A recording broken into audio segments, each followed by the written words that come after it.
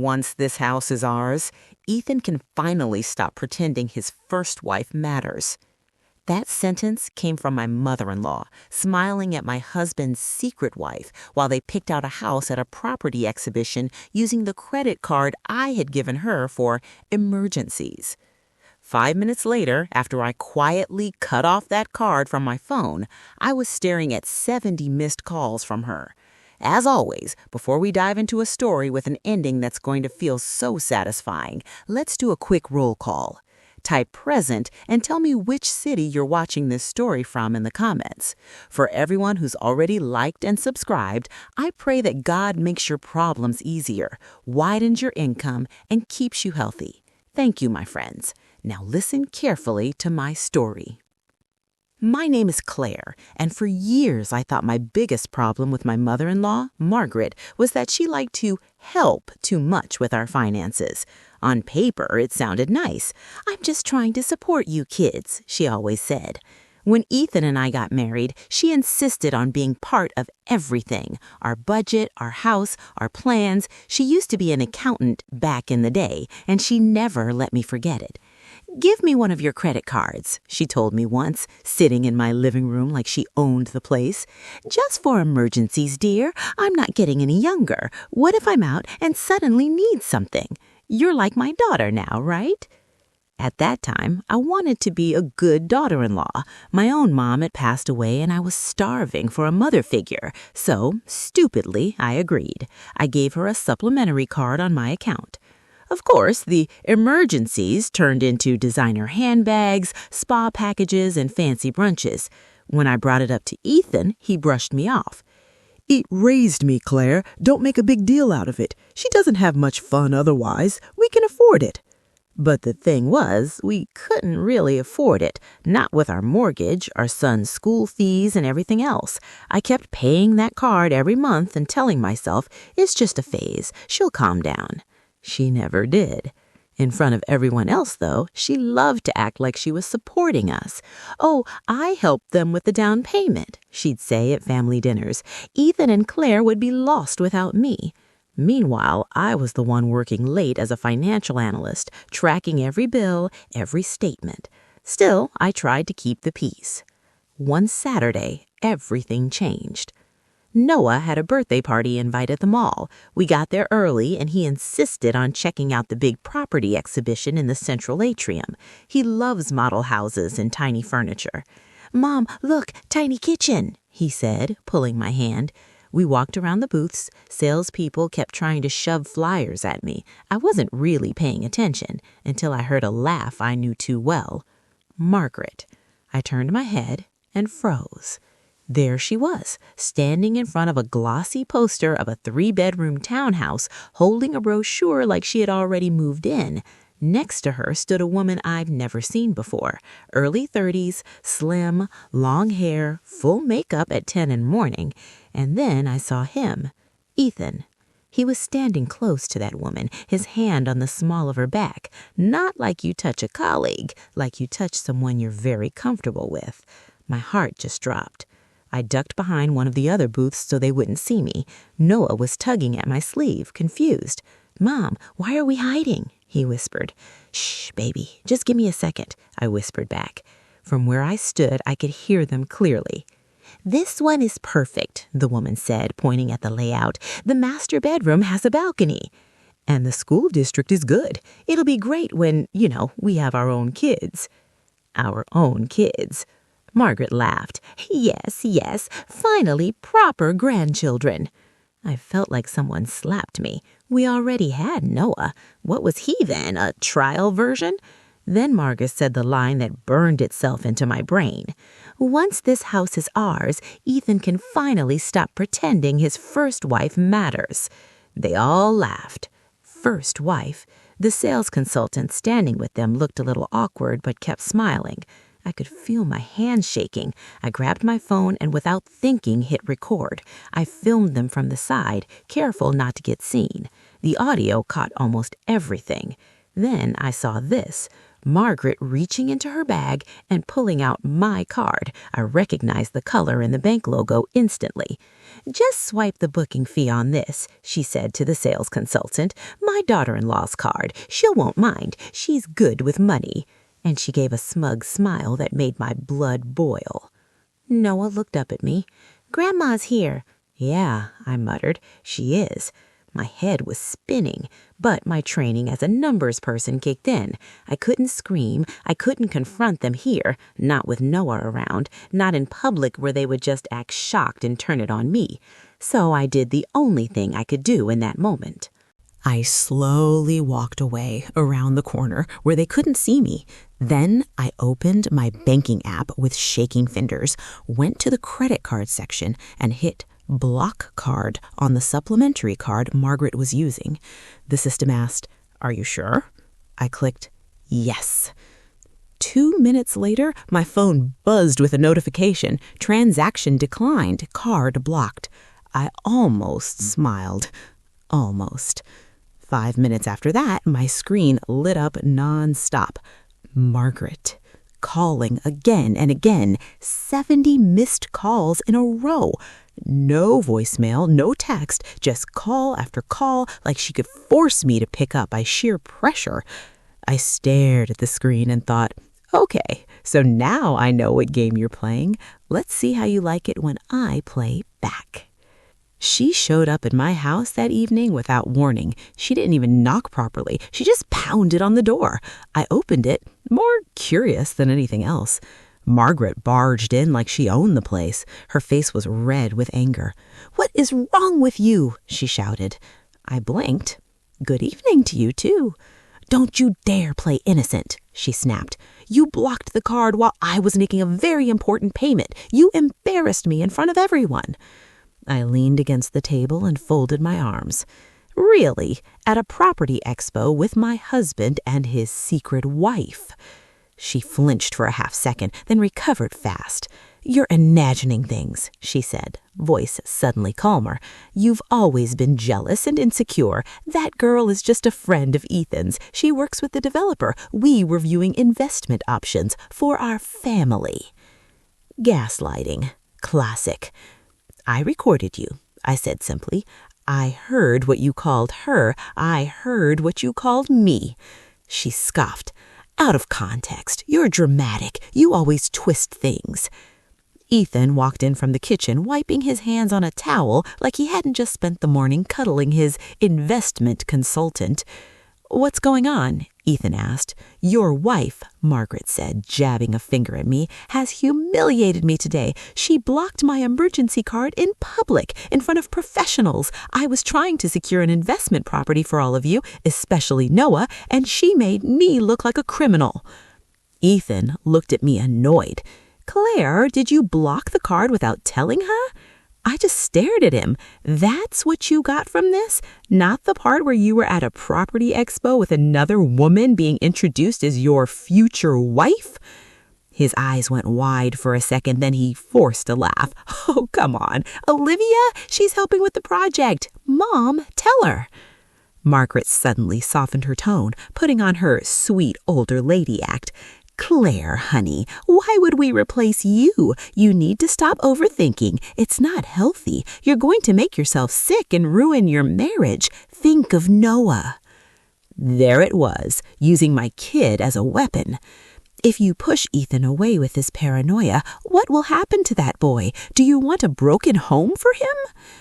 I went quiet for a few seconds because if I talked, I was going to scream.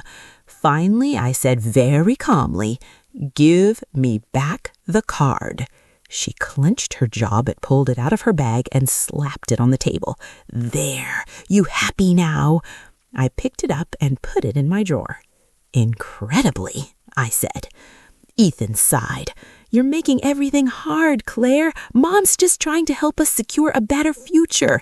She said the property can be under our names and I pay for it, right? With my credit, my salary, my card." He didn't answer. That night, we barely spoke. Ethan slept on the edge of the bed, turned away from me. My mind was racing, but instead of crying, I started planning. The next day, I met my best friend Lisa for coffee. She works at one of the major banks in the mortgage department. I showed her the video I had taken. I played the audio clip where Margaret said, "Once this house is ours, Ethan can finally pretend his first wife matters." Lisa looked horrified. "Claire, this is bad, but not just emotionally, financially too." She opened her laptop. "Do you mind if I check something?" "With my account?" I asked. She nodded. "You'll have to log in yourself. I'll just guide you." I logged into the bank's web portal on her laptop. Lisa navigated me through the sections I never usually touched. "Here," she said, "mortgage pre-approvals. Wow!" There it was, an application in my name and Ethan's name together for the exact housing project I'd seen at the mall. The contact numbers were Ethan's and Margaret's. The email was not mine. It was some random Gmail address with my name shoved in the front, but not one I'd ever made. My heart pounded. "I didn't sign this," I said. Lisa pointed to the digital signature section. "Looks like someone used your basic info. They might have even done a phone verification pretending to be you." I thought about all the times Margaret had asked for my ID photo, my tax number, for paperwork. "Can they just do that?" "They can try," Lisa said. "But if you dispute it and show you weren't involved, it becomes fraud. The bank will take it seriously, especially if there was a recorded phone call."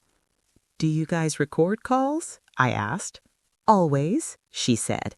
"And if someone pretended to be you, that'll be on tape." She looked at me very seriously. "Claire, I think they're trying to use your credit to get that house. Best case, they want you to pay for a property where you'll never live.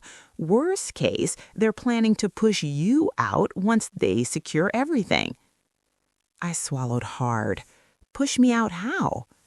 Lisa hesitated, then said quietly, "I've seen ugly cases. Affairs, sudden divorces, people being forced to sign over assets, changing insurance beneficiaries. It's usually not about love. It's about money." I thought about how Margaret had always been obsessed with securing the family name, how she never really accepted me because I wasn't from a rich background. "Okay," I said, taking a breath. "Then I'm not going to sit and wait for them to finish their plan." Lisa put her hand over mine.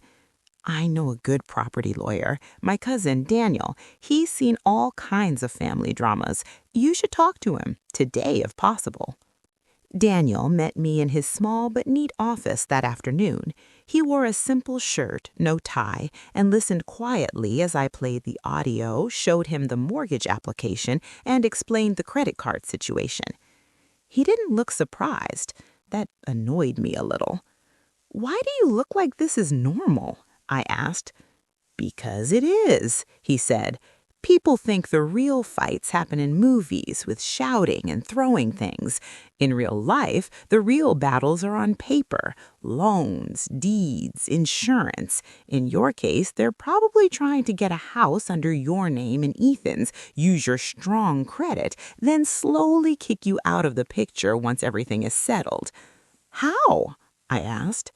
"Could be anything," he said. "Affairs out in the open, accusations of you being unstable, making you look like a bad mother so you'll agree to a bad divorce settlement just to keep Noah. Sometimes they even set up situations to make the person look dangerous so the court will side with them." I felt sick. "So what do I do?" "First, we make sure the bank knows you didn't consent," he said. "Lisa can help with that. Second, we gather solid evidence, your recordings, call logs, texts, anything. Third, we let them think they're still winning." I frowned. "Why?" "Because if they think you've given up, they get bolder. That's when they make more mistakes. We'll set a trap at the place where they want everything to become official, the bank or the notary office, somewhere formal with witnesses." A few days later, Margaret called me, voice suddenly soft as sugar. "Claire, dear, I think we got off on the wrong foot. I know you were shocked the other day.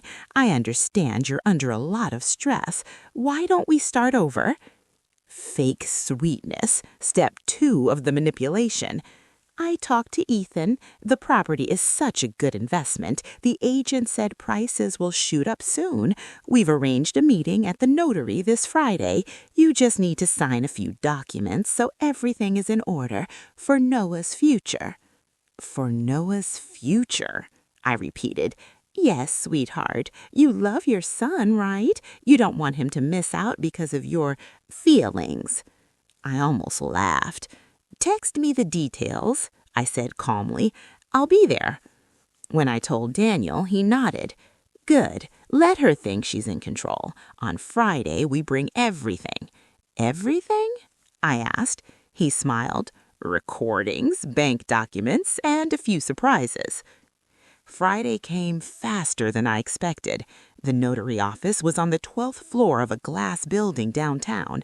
I arrived with Daniel. He carried a neat folder. I had my phone fully charged, copies of everything saved in the cloud. Lisa said she'd stop by, too, officially to represent the bank. When we walked in, Margaret was already there, sitting on a leather sofa like it was a throne. Ethan sat beside her, scrolling on his phone.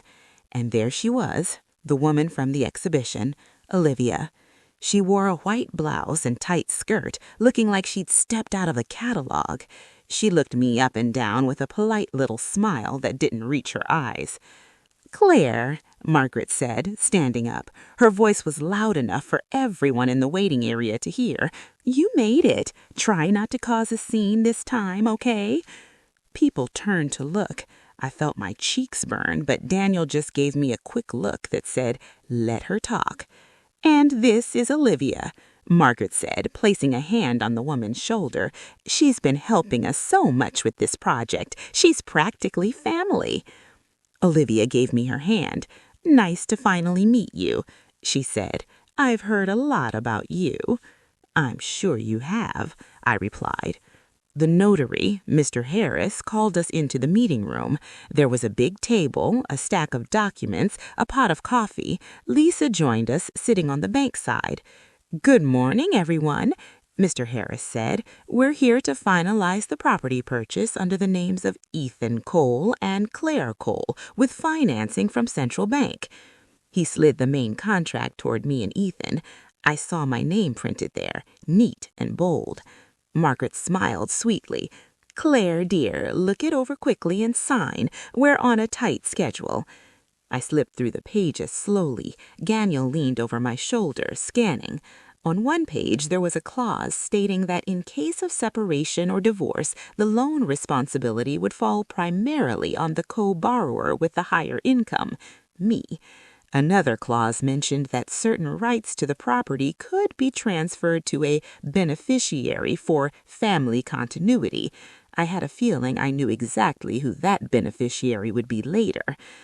My stomach clenched. Something wrong? Ethan asked. We talked about this. It's for our future, for Noah. Margaret added, Don't start with your paranoia again, Claire. This is a legal, clean property. Only crazy people would turn down an opportunity like this. There it was again, trying to paint me as unstable. I took a deep breath. My voice felt steady when I spoke. Actually, before I sign anything, I have a few questions. Mr. Harris nodded. Of course. I turned to Lisa. Could you confirm something for us? Lisa, perfectly professional, opened her folder. Certainly. Is this the first time a mortgage application has been filed under my name and Ethan's for this property? I asked.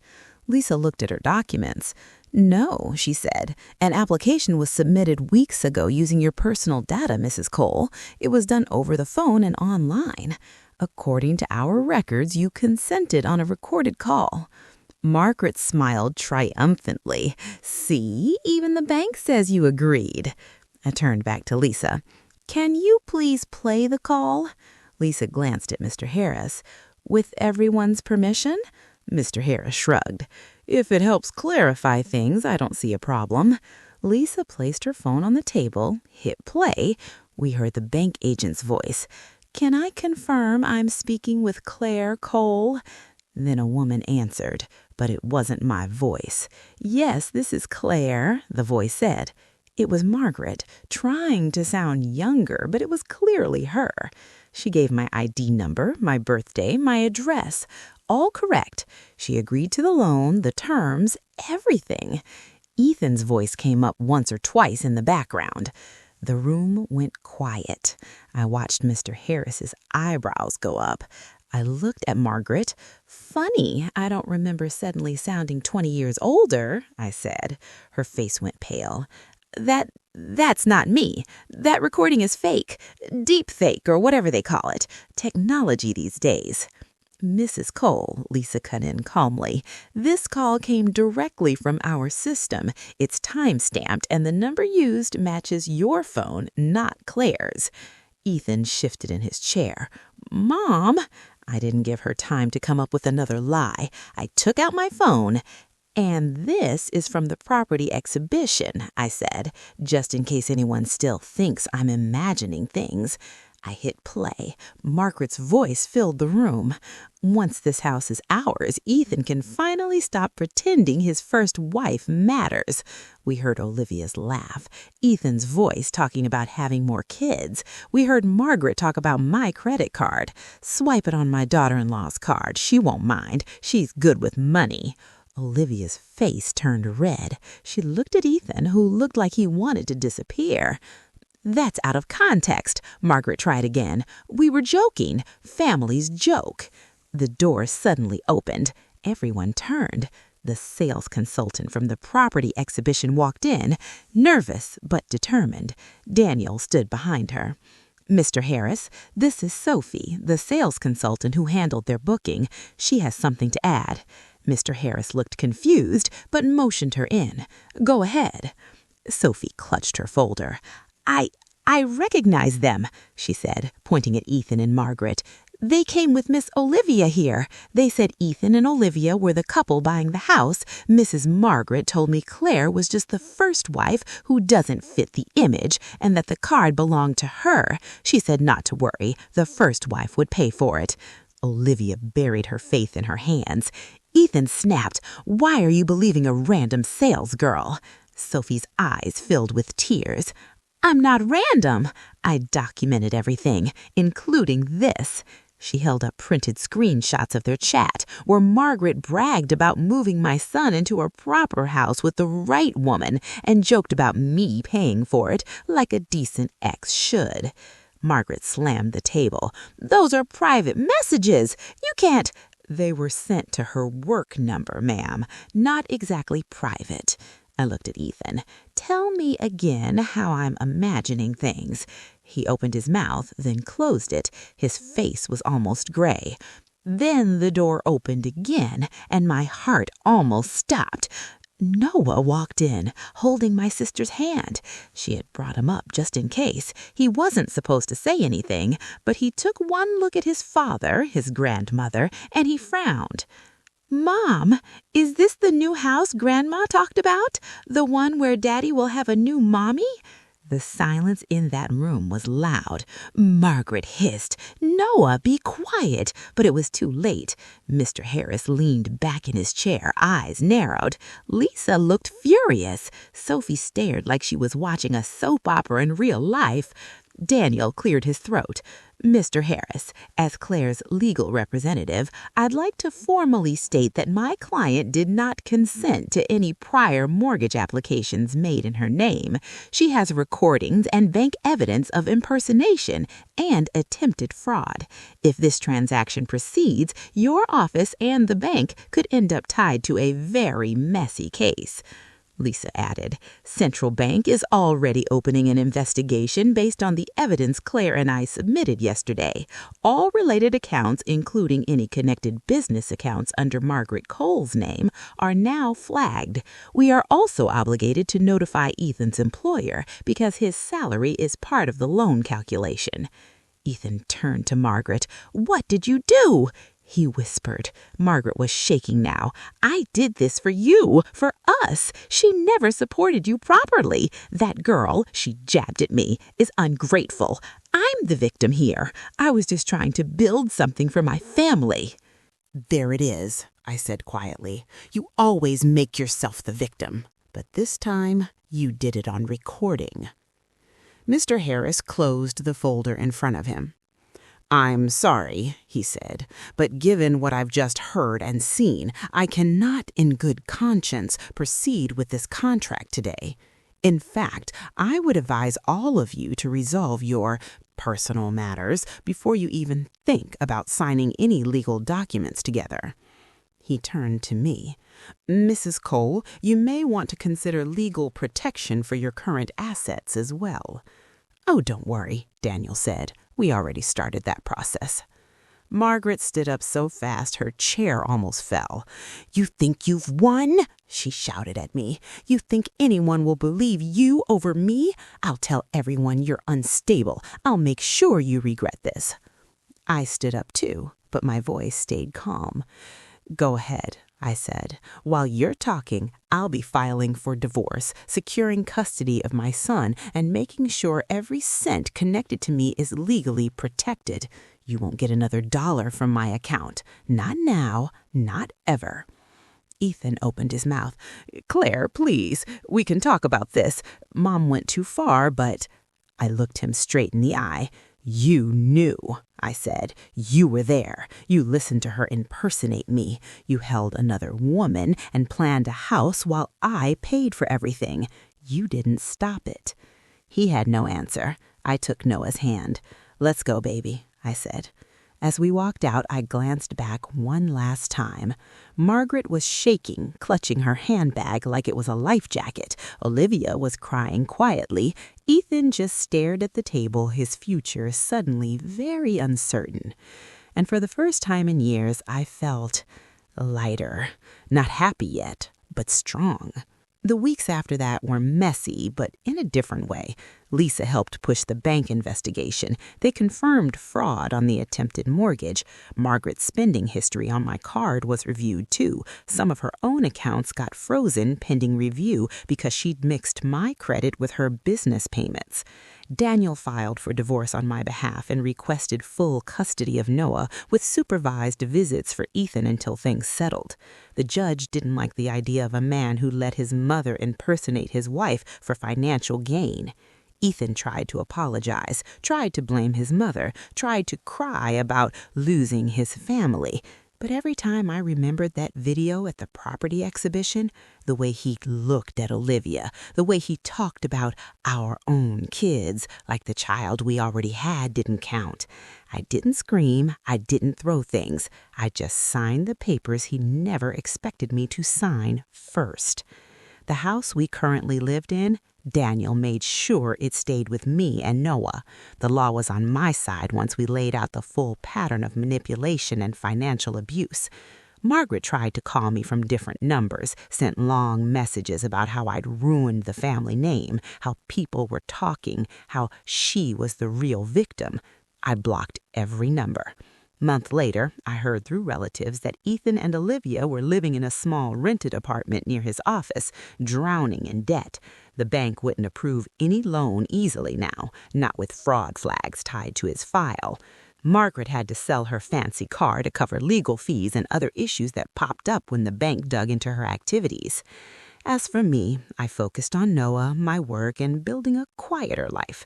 I changed my cards, my passwords, everything. I met with a therapist to untangle all the gaslighting and learn to trust my own instincts again. One night as I watched Noah sleep in his bed, I realized something simple but powerful. The day I blocked that credit card, I didn't just cut off Margaret's access to my money. I started cutting off her access to control my life. From everything that happened, I learned that the moment someone feels entitled to your money, your trust, and your future while lying to your face, you have to treat it like a fire, put it out fast, and protect what's yours. You can love people, but you still have to protect your rights and your sanity. Now I know that anyone who uses children and money as weapons doesn't deserve to be called family. If you've been through something similar or want to share your own story, write it in the comments. Don't forget to share this video with your friends, hit the like button, and subscribe so you don't miss the next stories.